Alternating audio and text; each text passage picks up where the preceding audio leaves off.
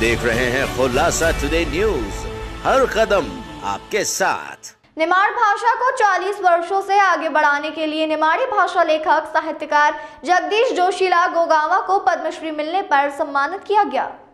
अखिल निमाड़ लोक न्यास के अध्यक्ष और अखिल निमाड़ लोक परिषद के संरक्षक निमाड़ के गौरव जगदीश जोशीला को पद्मश्री सम्मान से भारत सरकार द्वारा पद्मश्री सम्मान से सम्मानित किए जाने पर बधाई शुभकामनाएं दी गई। राष्ट्रीय सदस्य सैयद रिजवान अली, साहित्यकार विनोद कुमार सकुंडे, नितिन राज सकुंडे ने उनके निवास खरगोन गोगावा पहुंचकर शॉल, श्रीफल, प्रतीक चिन्ह देकर सम्मानित किया और press club of working journalist के 2025 के कैलेंडर का विमोचन किया। जगदीश जोशीला ने विस्तार से बातचीत भी की। मध्य प्रदेश के खरगोन जिले के निमाड़ अंचल के हम गोगावा नगर में मौजूद है। यहाँ की एक शख्सियत जगदीश जोशीला जी, आदरणीय वंदनीय अखिल निमाड़ लोक परिषद के, जिन्होंने निमाड़ी भाषा को आगे बढ़ाने के लिए अपना पूरा जीवन लगा दिया। 40 से 45 सालों से निमाड़ी भाषा जो बहुत मीठी है, बोलने में हमें लगती है, रोज़मर्रा में हम घर पे भी बोलते हैं, इसे आगे बढ़ाने के लिए कार्य कर रहे हैं। सक्रियता 2001 से मतलब 24 वर्षों से आजीवन सदस्य बनाने की पहल की गई और बहुत सारे आजीवन सदस्य हैं और गाँव-गाँव इसकी पहल की जा रही है। हाल ही में भारत सरकार द्वारा उन्हें पद्मश्री के लिए नामांकित किया गया है। हम उनसे चर्चा करेंगे कि आपकी क्या कोशिश रही और आगे क्या प्रयास रहेंगे। आपका पूरा परिचय। मैं जगदीश जोशीला, गोगावा मेरा जन्म स्थल है। हायर सेकेंडरी तक मैंने यहीं पर शिक्षा प्राप्त की है। इंदौर में फिर मध्य भारत हिंदी सम्मेलन के माध्यम से साहित्य विशारद किया है और पुनः वापस गोगावा में विगत 40 वर्षों से मैं निवास कर रहा हूँ। निमाड़ी भाषा को आगे बढ़ाने के लिए क्या कठिनाइयों का सामना करना पड़ा और आज निमाड़ी भाषा को आपने शिखर पे पहुंचा दी, इस बारे में क्या कहेंगे? सबसे बड़ी पीड़ा मेरे मन में यह थी कि जब दुनिया में अपन देखते थे कि जब दो मराठी यदि आपस में मिलते थे हजारों की उपस्थिति में भी, तो वो मराठी में चर्चा करने में कहीं संकोच नहीं करते थे। दो मद्रासी मिलते थे, संकोच नहीं करते थे। गुजराती मिले, संकोच नहीं करते थे। यानी विभिन्न भाषाओं के दो व्यक्तियों की मुलाकात पर वो एक अपनत्व प्रकट करते हुए अपनी मातृभाषा में जो चर्चा करते थे, वह कमी हमने अपने निमाड़ के लोगों में देखी कि वो निमाड़ी में 5 लोगों की उपस्थिति में भी चर्चा करने में अपने आप को हीनता का अनुभव करते थे। यह कहीं न कहीं मेरे अंतस में पीड़ा रही, मेरे हृदय में वह शूल की भांति चुभी।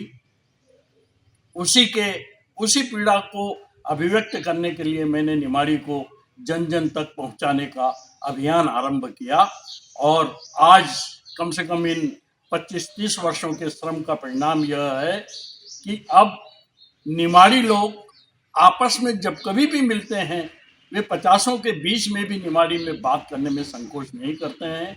यह मेरी मातृभाषा को, मेरी जन्म भाषा को बचाने का एक आंदोलन की तरह था जो अभियान हमने चलाया, उसकी मैं यह उपलब्धि स्वीकार करता हूँ। आपकी लेखनी में गंगा जमुना की तहजीब देखने को मिलती है, चाहे वो अमीर खुसरो साहित्य हो, मुंशी प्रेमचंद का साहित्य हो, हजारी महावरी प्रसाद द्विवेदी जी का हो या रस खान का हो, इस बारे में आप क्या कहेंगे? नहीं, मूलतः मैंने अपनी संस्कृति, अपनी भाषा, अपनी जन्मभूमि, इस निमाड़ के प्राकृतिक परिवेश और निमाड़ के महापुरुषों पर जो देश के सामने लुप्त प्राय थे, उन पर शोधपूर्ण कलम चलाकर इस देश को परिचित करवाने का प्रयास किया है कि निमाड़ जनपद भी सभी विधाओं में बहुत समृद्ध है, देश उसे जाने और निमाड़ी को भी अन्य भाषाओं की तरह सम्मान प्राप्त हो सके। मध्य प्रदेश शासन और भारत सरकार निमाड़ी भाषा का पाठ्यक्रम भी नर्सरी से के 12वीं तक या छोटी कक्षाओं में प्राथमिक, मिडिल या हाई स्कूल, हाई सेकेंडरी में भी इसका समावेश करे इस भाषा का, इस बारे में आपकी क्या पहल है या आप क्या प्रयास कर रहे हैं? यह हमारा जो राजभाषा की मान्यता दिलवाने का जो लंबे समय से अभियान चला है और जो एक आंदोलन स्वरूप हमने अखिल निमाड़ लोक परिषद के माध्यम से आजीवन सदस्यता चलाकर संपूर्ण निमाड़ में जो अभियान चलाया है, उसके पीछे केवल यह दृष्टि है कि प्राथमिक शालाओं से बच्चे निमाड़ी को पढ़ना लिखना, निमाड़ी निमाड़ी तो बहुत अच्छी बोल लेता है, लेकिन उसे लिखने में और लिपि की त्रुटियों के कारण उसे पढ़ने में वह उतना समर्थ नहीं हो पाता है। तो वह जन जन तक पहुंचाने के लिए आम निमाड़ी के मानस में और निमाड़ी के साथ अन्य भाषी लोगों को भी निमाड़ी के समझने में उसे प्राथमिक शाला के पाठ्यक्रम में स्थापित करना, यह हमारा लक्ष्य है। उस दिशा में हम प्रयास कर रहे हैं और हमारे जो साहित्य बंधु हैं, जो निमाड़ के साहित्यकार हैं, जो सृजन कर रहे हैं, उनसे निवेदन किया है कि हम इस तरह का पाठ्यक्रम तैयार करें जिसे हम प्राथमिक शालाओं में लगाकर निमाड़ी को चिरस्थायी बना सकें। कहते हैं हर इंसान के जीवन में महिला की बहुत महत्वपूर्ण भूमिका रहती है, वो चाहे माँ हो, बहन हो, बेटी हो और या पोती हो। आपको निमाड़ क्षेत्र को गौरवान्वित पद्मश्री अलंकार अवार्ड से में नामांकित किया है, इसमें आप इसका श्रेय किसे मानते हैं? देखिए, इसमें कोई दो मत नहीं कि नारी शक्ति प्रेरणा का स्तंभ रही है। मेरा ये प्रकृति का एक चक्र रहा है, एक मेरा ये दुर्भाग्य रहा है कि मेरी अर्धांगिनी 2012 से एक्सीडेंट में 2.5 वर्ष तक असीम पीड़ा झेलते हुए 1 अप्रैल 2016 में वे स्वर्गवासी हो गई। उसके बाद में मेरे परिजन, मेरा एक पुत्र है, मेरी बहू है, इन्होंने मुझे इतना सुविधाएं उपलब्ध करवाई, सारे दायित्व, पारिवारिक जिम्मेदारियां, सामाजिक जिम्मेदारियां और सभी तरह की जिम्मेदारियों से मुक्त करके केवल सृजन में अपना अमूल्य सहयोग देकर मुझे श्रीमती जी का अनुभव नहीं होने दिया। और यह आज जो कुछ भी साहित्य सृजन है, यह पद्मश्री की उपलब्धि है। ये मेरे बेटे, मेरी बहू, मेरे बेटे नवीन जोशीला, बहू प्रीति जोशीला,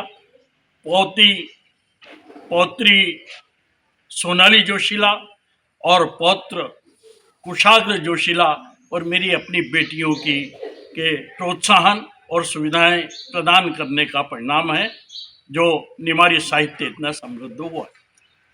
ये चर्चा की हमने जगदीश जोशीला जी से खुलासा टुडे न्यूज़ के लिए कि वाकई नारी शक्ति की दुआएं, प्रार्थनाएं रहीं कि वो आगे बढ़ रहे हैं, निमाड़ी भाषा को आगे बढ़ा रहे हैं और वो ये भी सौभाग्य मानते हैं कि आइंदा में दिल्ली में नारी शक्ति देश की प्रथम महिला राष्ट्रपति उन्हें ये अलंकार अवार्ड से सुशोभित करेगी। खरगोन से सैयद रिजवान अली की रिपोर्ट।